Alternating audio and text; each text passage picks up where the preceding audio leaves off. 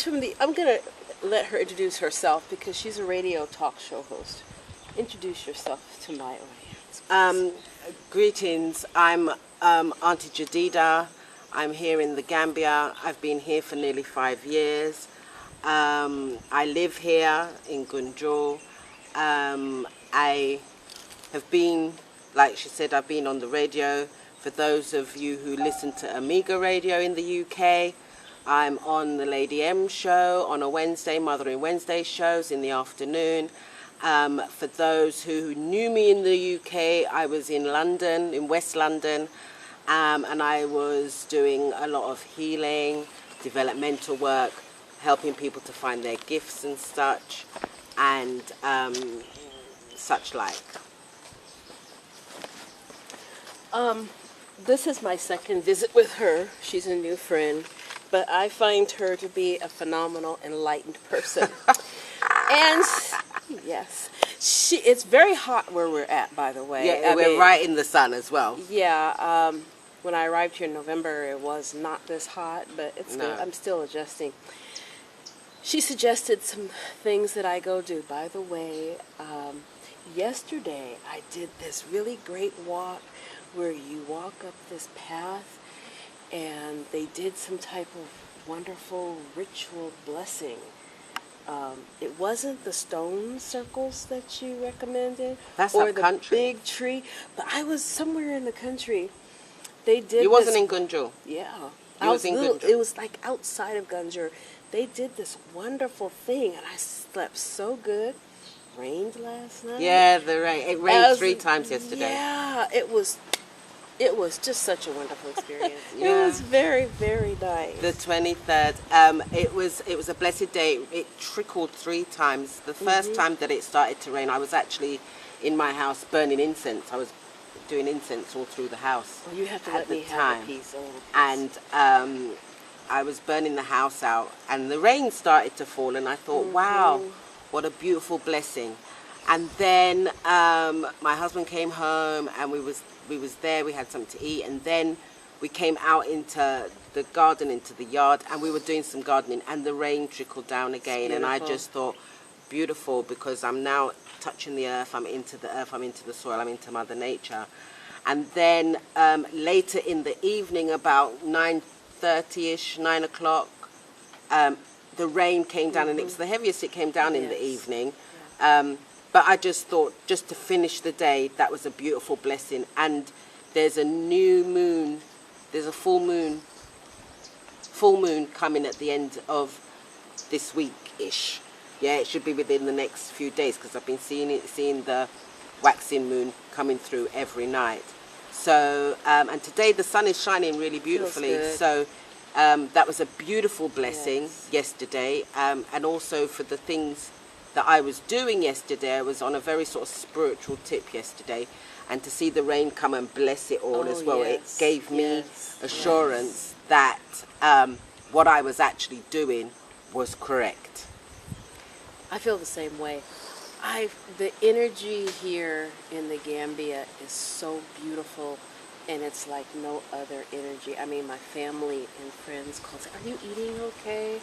Are you okay?" I'm eating very well. I'm eating fresh fish, fresh everything. There's no McDonald's or KFC or Burger King, Pizza Hut or Domino's, unfortunately. But I'm eating everything fresh, and I feel good. My energy levels are up. I have a bad foot, but I'm kind of staying off of that foot while it heals. But I mean, it's you should just put the foot into the go to the Holy Rocks. I did. Bathe your foot. I went to I was with Holy Rocks yesterday. Did you bathe your foot? Nope, I didn't bathe my foot. I You just should've. touched the sand. You should have. But I'm going to do that next. Yeah. There's so many. This is like, I mean, I've seen examples in the Bible of holy men, like the wise men in the Bible. I've seen people like that here. It is, it's kind of like a spiritual journey for those. It depends on what you're looking for out of Gambia. For me, it's been a beautiful experience on the ocean. Well, I've been coming here for over 30 years. Gambia was a beautiful experience for my touch here, really.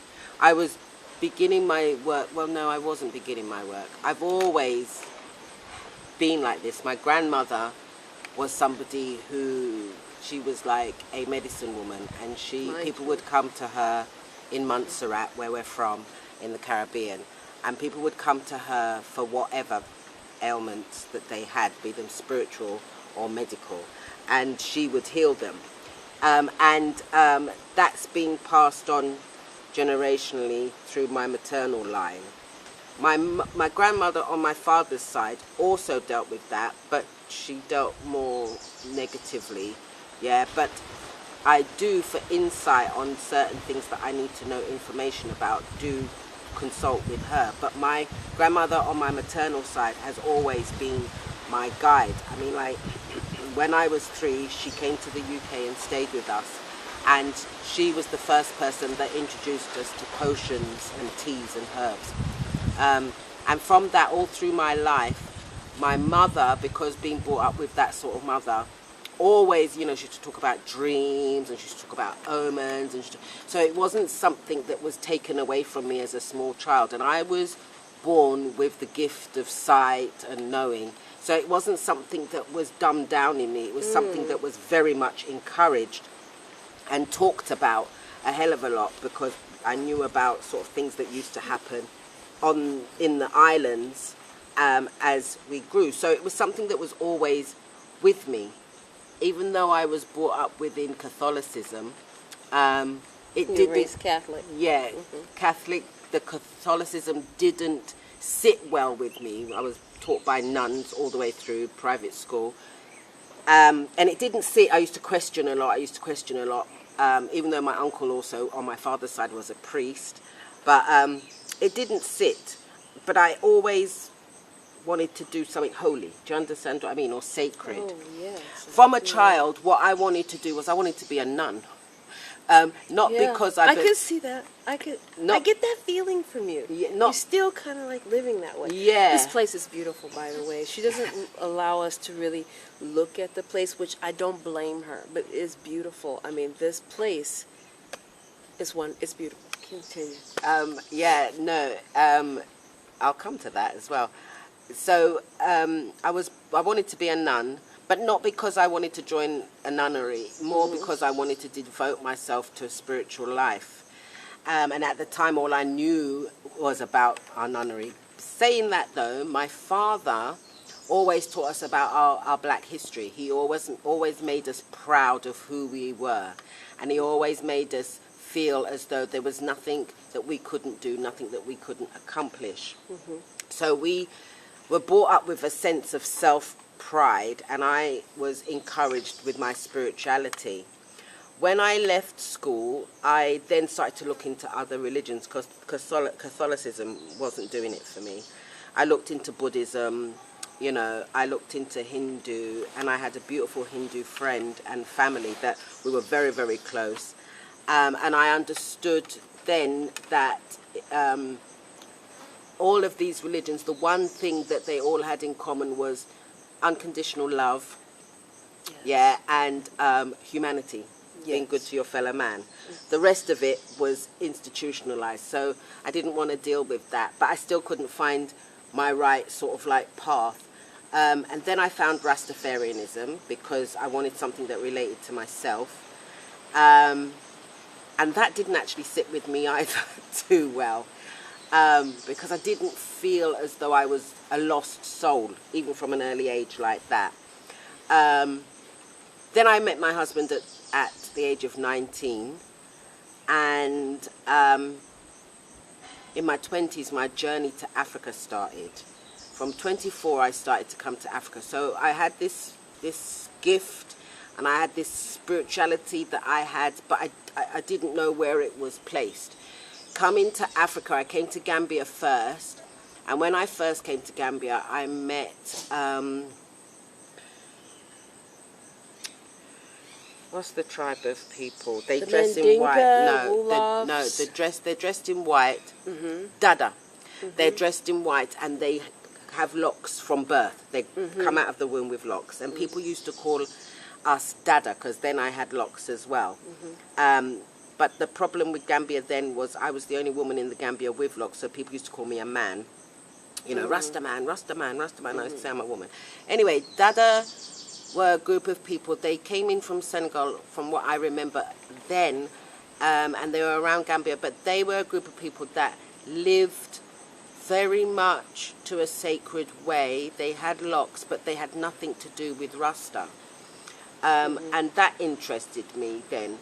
I also went to Egypt and other places. And when I went to Egypt, I went to a place, well, first I went to Egypt and I went to Sharm el-Sheikh. And when I went to Sharm el-Sheikh, so many people kept saying, Nubian, Nubian, Nubian, Nubian. And I, learning my history, knew that the Nubian Empire, I thought, had died out. Yeah? So I wanted to know who these Nubians that they were talking about were. So I asked somebody when I went for this beautiful massage, and I was told that all my tension's kept in my bones. Yeah, went for this massage and I asked who these Nubians are, and the gentleman told me that they're actually still here in Egypt, but they're in Aswan. So I wanted to know, where's this Aswan? And they said it's in southern Egypt, just on top of Sudan.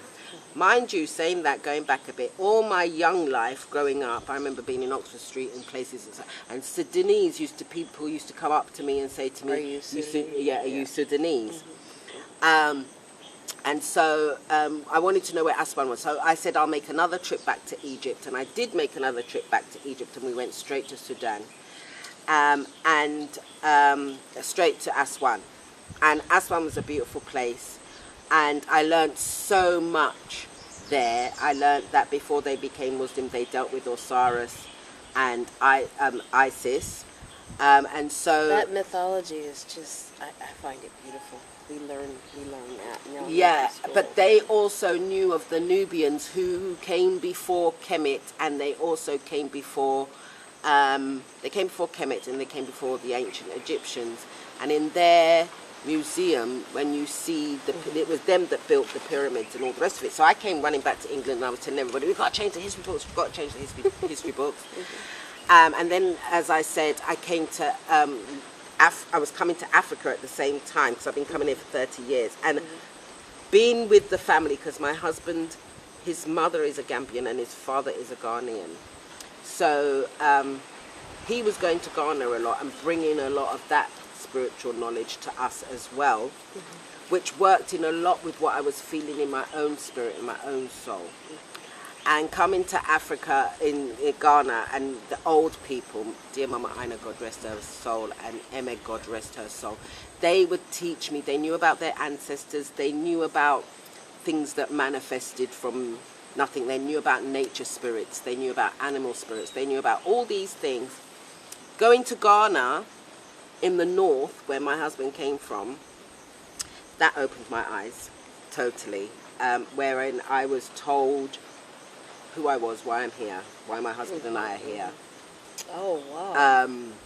The fact that we've met many times before in many incarnations, and that fact that, you know, our journey here, but that's a different thing. So I found out from a very early age as well that I was supposed to be a healer, and that I've been a healer in many incarnations, and that, I've been a healer in many incarnations, my dog, right, and that I've come here to continue the work. I've also been told of many ways that I've died, you know, because I came in with a lot of problems with my throat, and what I was told was that, what I've been told in the past is that in one of my incarnations, my throat got severed. We're going to end this here, and we're going to do another part. So this is part 1, and we will have a part 2. So this is just a sneak peek into Miss Jadida. The next part, we're going to talk about a film that we're doing about the Mali Empire. And this area, this area that we're in was with the Mali Empire. And we're doing a feature film about that. But that's a whole nother conversation. Catch us next time. I'm Dr. Summer. This is Jadea. And we will see you part 2. part 3, part 4. Bye for now. Bye.